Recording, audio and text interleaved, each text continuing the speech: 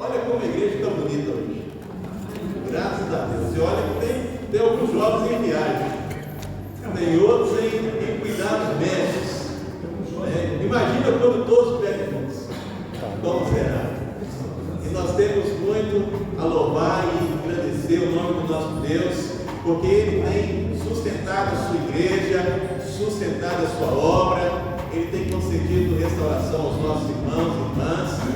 Os irmãos têm acompanhado aí semanalmente, diariamente as notícias, e nós estamos hoje na expectativa que o irmão Recife retorne para casa, também na continuidade da melhora, da mãe do irmão Tarcísio. Nós não temos informação de agora, mas ontem estive com ela e graças a Deus ela tem se recuperado bem. Isso é motivo para louvarmos e agradecermos o nome do Senhor. Sem contar tantos outros irmãos aqui que têm sido cuidados e preservados pelo nosso Deus. Eu quero te convidar, você abre a sua Bíblia em Filipenses capítulo 4. Filipenses capítulo 4, versos 18 ao 20. Filipenses capítulo 4, versos 18 ao 20.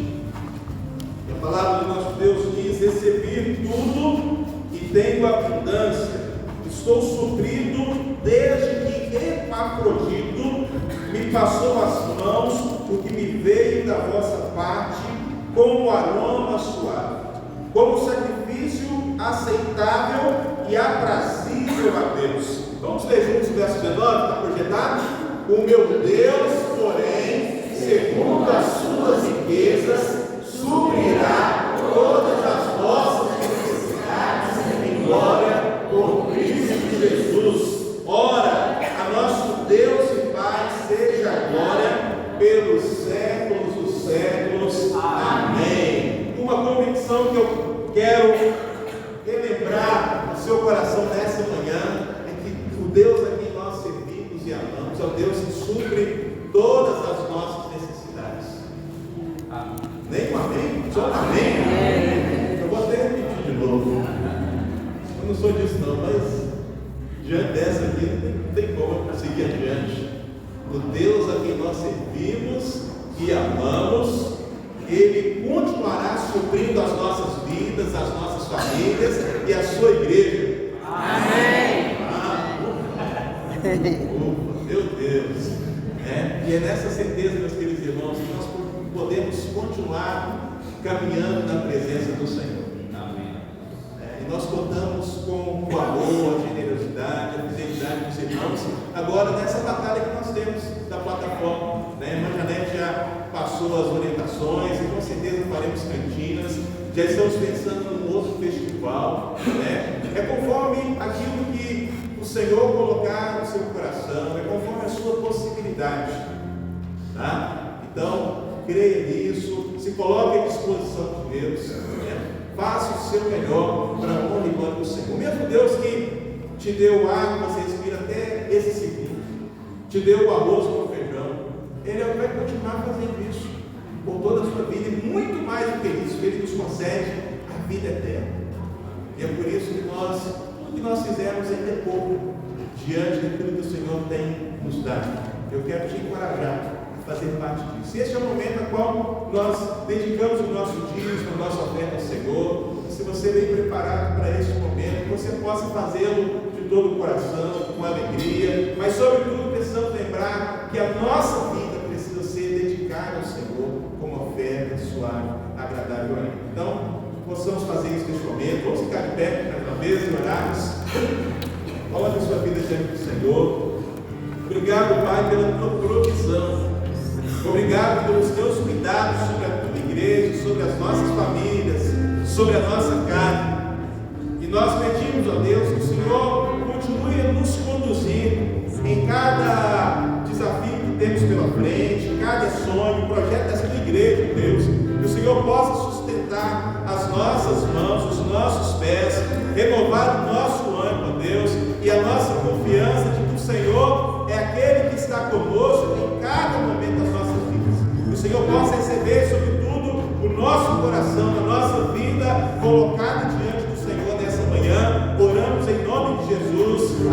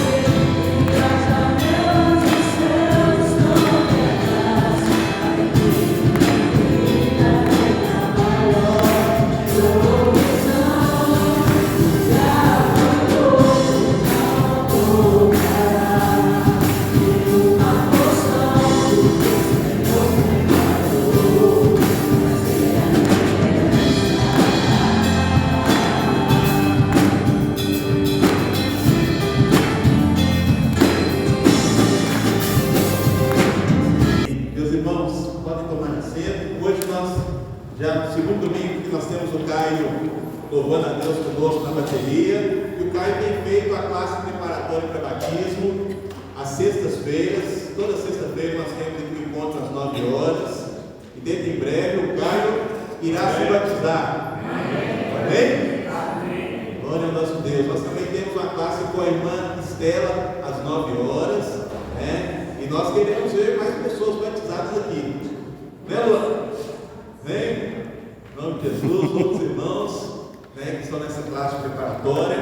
E como é bom, meus queridos irmãos, ver a igreja do Senhor Jesus avançando e caminhando na presença do nosso Deus. Eu quero te convidar que você abra sua Bíblia em Atos dos Apóstolos, capítulo 4, e nós leremos a partir do verso 32. Atos, capítulo 4, a partir do verso 32, e leremos até o verso 11 do capítulo 5.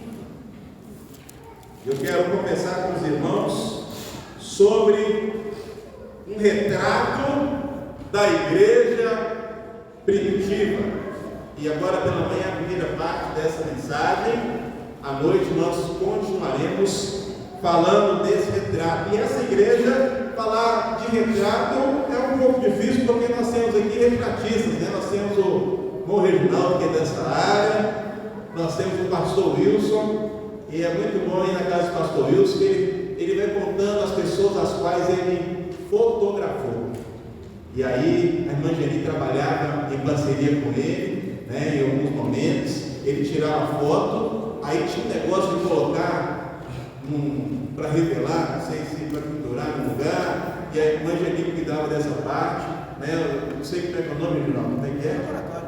Laboratório, e aí ia tratando as fotos, né? O pastor Wilson conta que fotografou o Tancredo Neves, né? Percebeu o quanto o Tancredo estava bem, fotografou aquele pastor da igreja, da escola bíblica do Acre. E aí é muito bom ouvir as histórias da experiência dele como fotógrafo. E agora nós vamos tirar uma foto.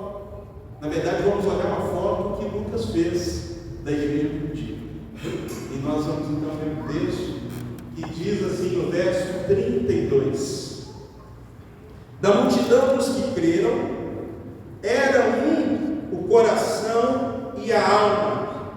Ninguém considerava exclusivamente sua nenhuma das coisas que possuía. Tudo, porém, lhes era comum. Com grande poder, os apóstolos davam testemunho da ressurreição do Senhor Jesus, e em todos eles havia abundante graça. Pois nenhum necessitado havia entre eles, porquanto os que possuíam terras ou casas, vendendo-as, traziam os valores correspondentes, depositavam aos pés dos apóstolos, e então se distribuía a qualquer um à medida que alguém tinha necessidade.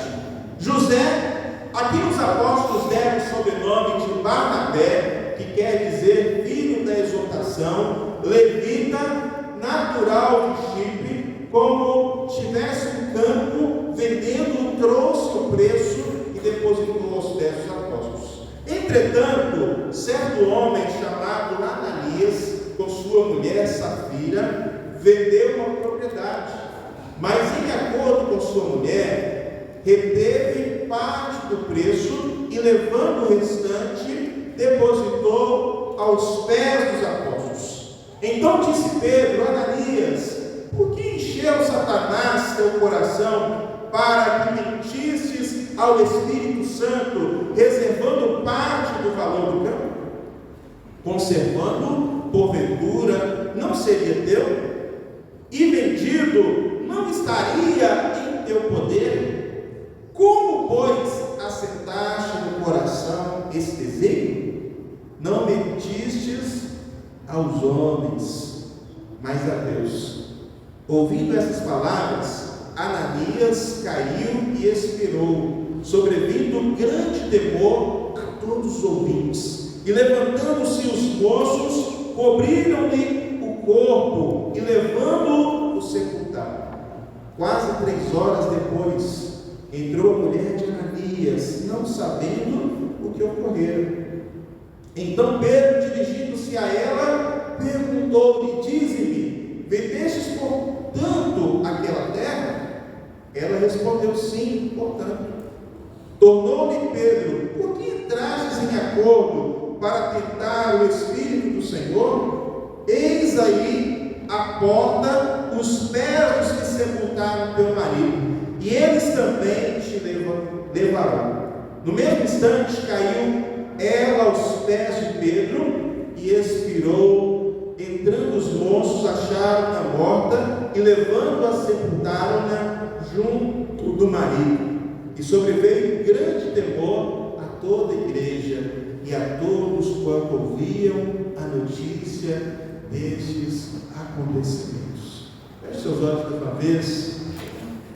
Fale com Deus. Peça que Ele possa continuar falando ao seu coração, como já tem feito através das classes de escola bíblica, através dos cantos. Que o nosso coração nesta manhã esteja de fato aberto para receber a palavra do nosso Deus. Senhor nosso Pai, muito obrigado pela Tua palavra que é viva e eficaz. Nós suplicamos a Ti, no nome de Jesus, que conduza a minha vida, Deus, agora na exposição do texto da Tua palavra, que eu possa ser somente o instrumento do Senhor, Deus, que a Tua palavra venha produzir em cada um de nós os frutos que o Senhor deseja. Essa oração que faço em nome de Jesus. Um retrato da igreja primitiva. Pode passar. O que são retratos? Retratos são imagens que representam pessoas, podendo ser através de desenho, pintura, fotografia, escultura e outras técnicas. Uma fotografia ou um retrato que sempre chamou atenção em muitas casas, principalmente no interior, é aqueles quadros onde tem sempre o patriarca e matriarca da família num quadro geralmente oval. Quem aqui tem algum quadro desse? Está lá, na casa de meus ali tem. Né? E sempre me chamou a atenção esse tipo de retrato. Né? Quem aqui já teve uma máquina daquela que está ali projetada ali, com filme? Qual? Quem aqui já perdeu o filme? Os irmãos são bem. Qual? Qual? Meus irmãos, o retrato é uma forma de representar. E depois surgiram umas câmeras digitais. E as primeiras deixavam a gente muito feio. Quem concorda comigo? Quem lembra dessas câmeras? Deixava muito feio, não sei porquê. Porque nós somos bonitos. Mas, né? E aí o tempo foi passando, a foto foi para o celular, né? A máquina de tirar foto foi para o celular. E é interessante que nas redes sociais ou nos aplicativos nós temos sempre algum filtro para colocar. Não me pergunte muito sobre isso, que eu não vou saber explicar, mas muda a cor lá da foto. Tem também os recursos de, pode passar mais uma, tem os recursos, os softwares, né, hoje para melhoramento da foto, né, e aí deixa a foto bonita. Quem aqui entrou nessa, vamos dizer, falando igual os meninos, nessa vibe, ou nessa moda, nessa onda de ficar mais novinho lá no Facebook ou no Instagram? Tem gente que tem que ser os 60, 70 e agora tem um negócio que filtro lá que deixa a pessoa com seus 15 anos. Quem entrou nessa aí? Não é pecado não, vamos ficar tranquilo. Mas vez ou outra, agora quem vez ou outra faz dá uma mexidinha na foto, tira uma verruga, tira um negócio. Certo, eu estou vendo aqui. Mas só que quando a gente olha para o livro de Atos dos Apóstolos, irmãos, nós encontramos uma foto ou uma retratação sem filtro. Uma retratação, meus queridos irmãos, sem Photoshop. Uma retratação sem filtro. Por quê?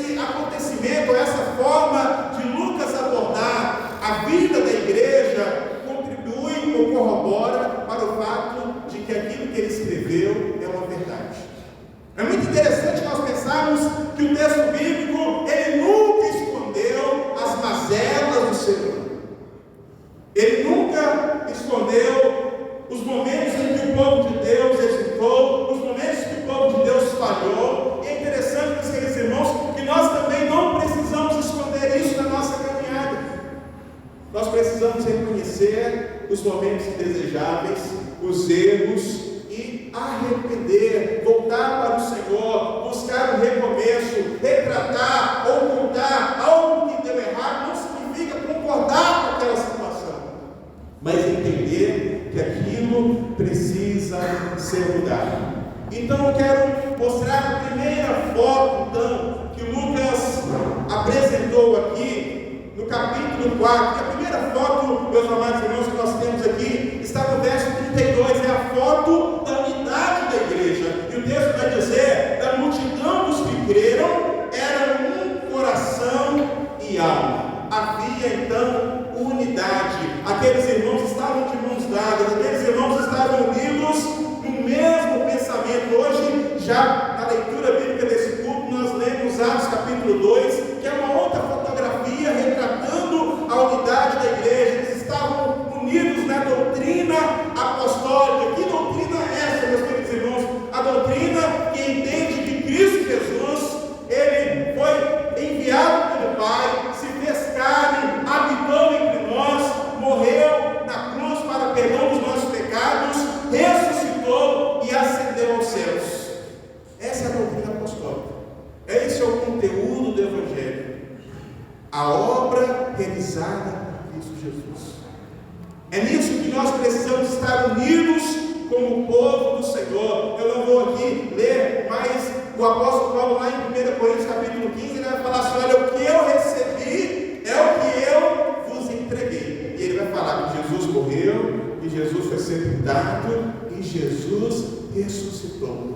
Nós precisamos estar unidos, meus queridos irmãos, nesta mesma fé, neste mesmo propósito. Vamos ainda a Efésios capítulo 4, vejamos o que a palavra do Senhor vai nos dizer acerca da unidade da igreja. Efésios capítulo 4, a partir do verso 1, a palavra do Senhor vai nos dizer: rogo-vos, pois, eu, o prisioneiro do Senhor, que andeis de modo digno da vocação em que fostes chamados, com toda humildade e mansidão, com longanimidade, suportando-vos uns aos outros em amor, esforçando-vos diligentemente por preservar a unidade do Espírito no vínculo da paz. Há um só corpo e um Espírito, como também fostes chamados numa só esperança da vossa vocação. Há um só Senhor, uma só fé, um só batismo, um só Deus e Pai de todos, o qual é sobre todos, age por meio de todos e está em todos. É interessante nós atentarmos aqui, meus queridos irmãos, que a unidade da igreja, ela precisa ser preservada, e ela será preservada à medida que nos enchemos do Espírito Santo de Deus. Ela será preservada a partir do momento em que decidimos, meus queridos irmãos, andar segundo o propósito de Deus. E aqueles irmãos, eles eram unidos na doutrina, na comunhão, no partir do pão. E o partir do pão aqui, ele se distingue da comunhão, no sentido de que o partir do pão aqui era o momento da ceia do Senhor. Era o momento onde era repartido o pão e compartilhado entre os irmãos em memória de Cristo. Aqueles irmãos eram unidos nas orações. Eu louvo a Deus porque estamos unidos na oração, meus queridos irmãos, principalmente nesses dias de tantas aflições. Tenho visto os irmãos interessados pela necessidade dos outros, apoiando uns aos outros em oração, e assim precisa ser a vida da igreja. Havia também unidade no temor. Eles sabiam acerca da santidade de Deus e perseveravam nesse propósito. A segunda foto que quero apresentar para os irmãos nessa manhã é a foto da generosidade dessa igreja. E nessa generosidade há um irmão que se destacava, e o seu nome era José. E ele foi chamado então de Barnabé, que quer dizer filho da consolação, quer dizer encorajador. E o fato, meus queridos irmãos, dele dedicar ali um recurso, uma venda da propriedade, é uma expressão mínima de dedicação desse servo de Deus nesta obra. A propósito, quando o texto de Atos vai falar sobre dedicação de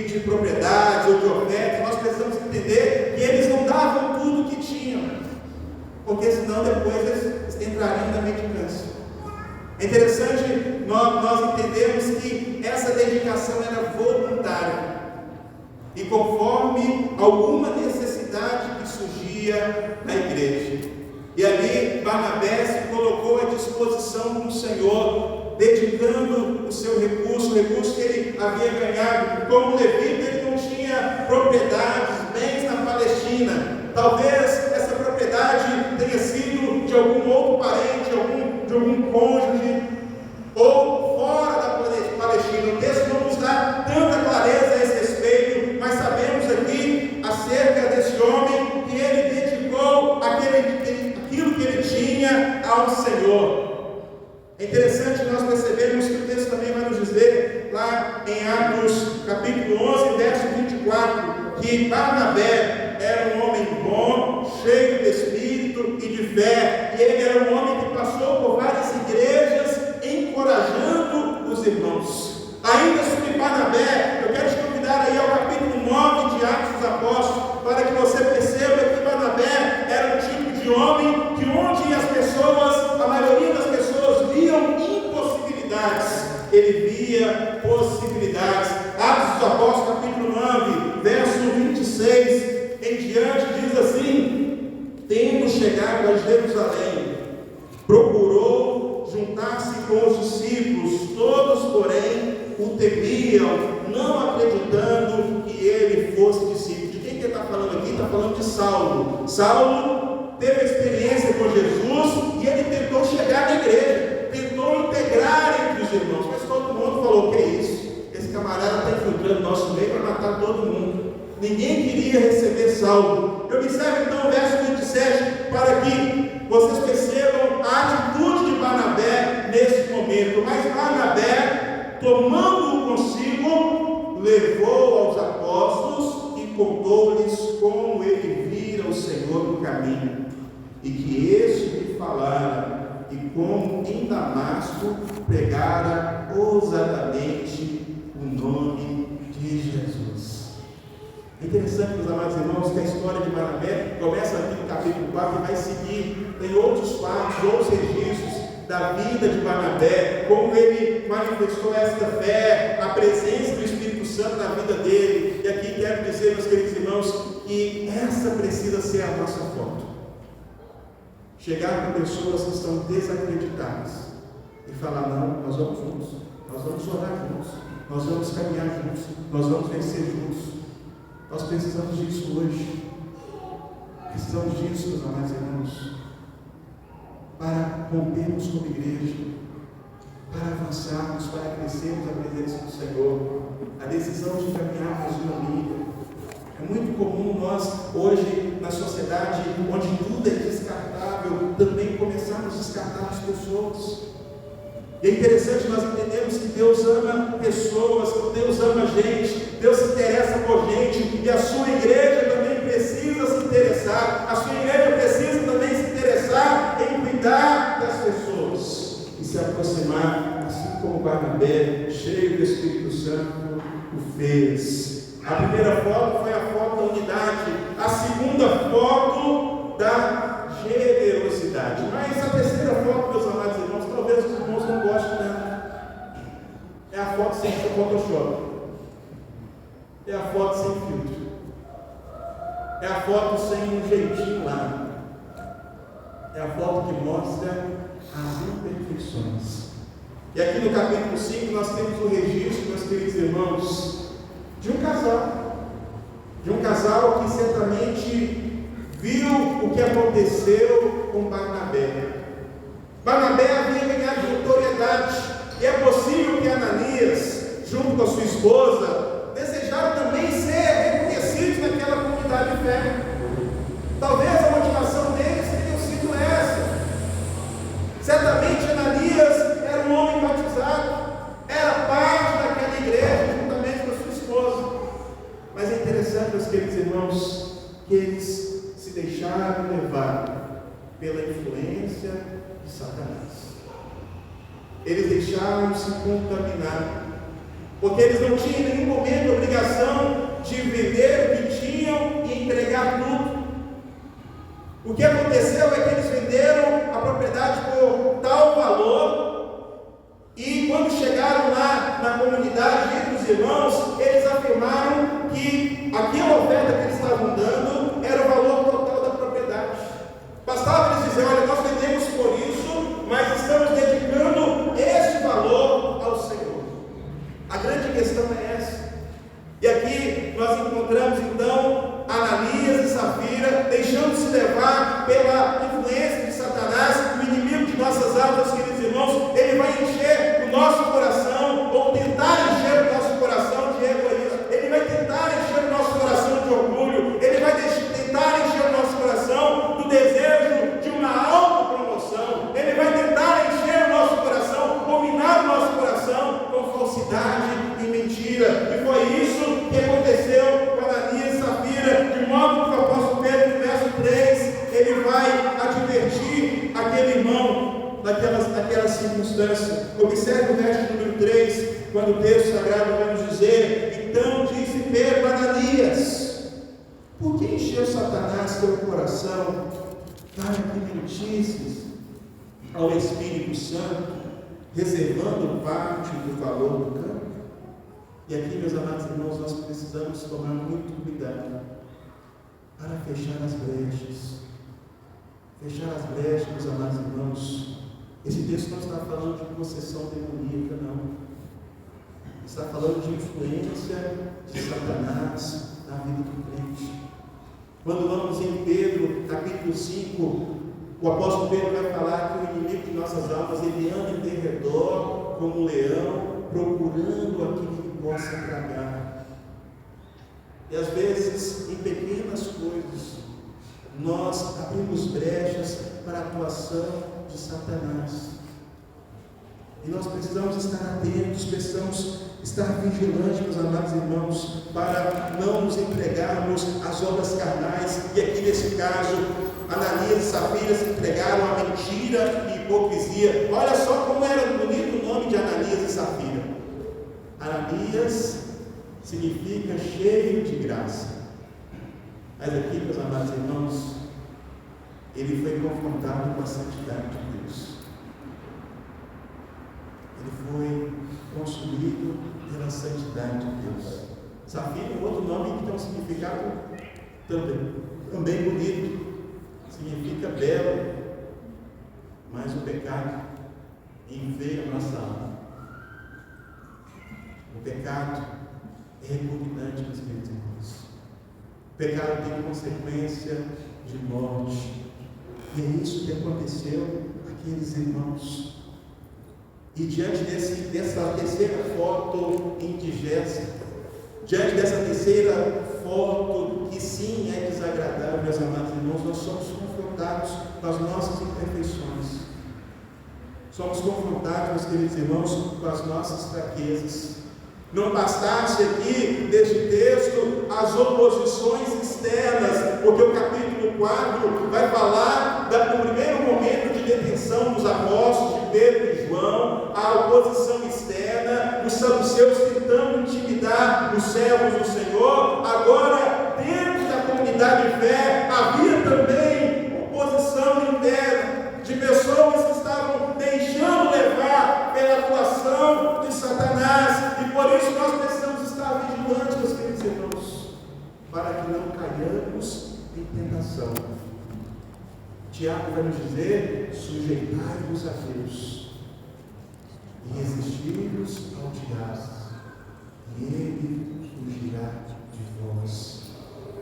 Nós precisamos estar andando em sujeição a Deus, sujeição a Cristo.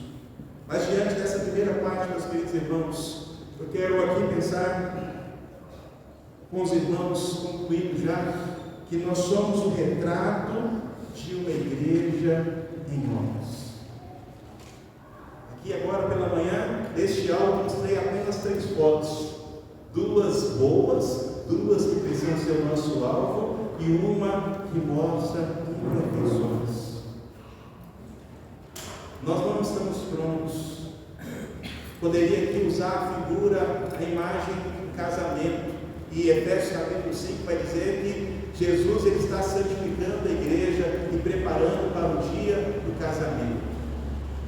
Somos uma igreja em obras. E Cristo ama a sua igreja e continuará edificando, adornando e santificando para o grande dia da sua vida. Estamos em obras. E ao aproximarmos da mesa da ceia do Senhor, nós precisamos ter essa consciência que nós só podemos chegar a esta mesa por causa da graça de Cristo Jesus.